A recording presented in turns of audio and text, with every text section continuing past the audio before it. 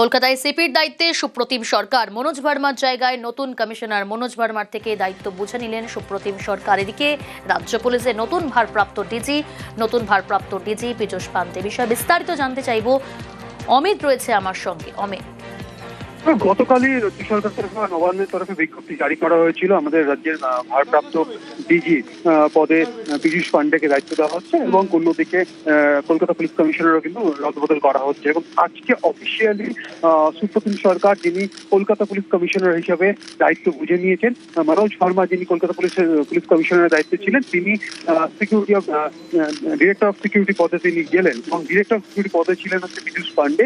তিনি আইপিএস কর্তা, তিনি ভারপ্রাপ্ত ডিজি হিসেবে আজকে বিকেল ভবনী ভবন দায়িত্ব গ্রহণ করলেন। অন্যদিকে যিনি ভারপ্রাপ্ত ডিজি হিসেবে যিনি দায়িত্ব সামলাচ্ছিলেন রাজীব কুমার, তিনি তার চাকরি জীবনে আজকে শেষ দিন, তিনি অবসর নিচ্ছেন। এই কারণেই এই রদবদল। এবং আজকে বিকেল 3:30 নাগাদ ভবনে আসেন আইপিএস পীযূষ পান্ডে এবং তিনি রাজ্যের ভারপ্রাপ্ত ডিজি হিসেবে দায়িত্ব গ্রহণ করলেন।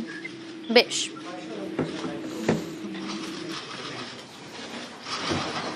আমি জয়েন করেছি আর এখানে আমার সব সহকর্মীবৃন্দ আছে আর আমরা একটা টিমের হিসাবে কাজ করব। এখানে আপনাদের পাবলিকের জন্য আমরা আছি, পাবলিকের পুরো সহযোগিতা নিয়ে আমরা যেন প্রপার পুলিশিং করতে পারি, যেরকম আছে ওটাকে আমরা এগিয়ে নিয়ে যাব। এটাই দেখো, এটাকে এখানে আমার কিছু বলা উচিত হবে না। আগে আমাকে একটু বুঝতে দিন, তারপরে আমার যে বলা আছে অ্যাজ উই গো অলং আমরা বুঝতে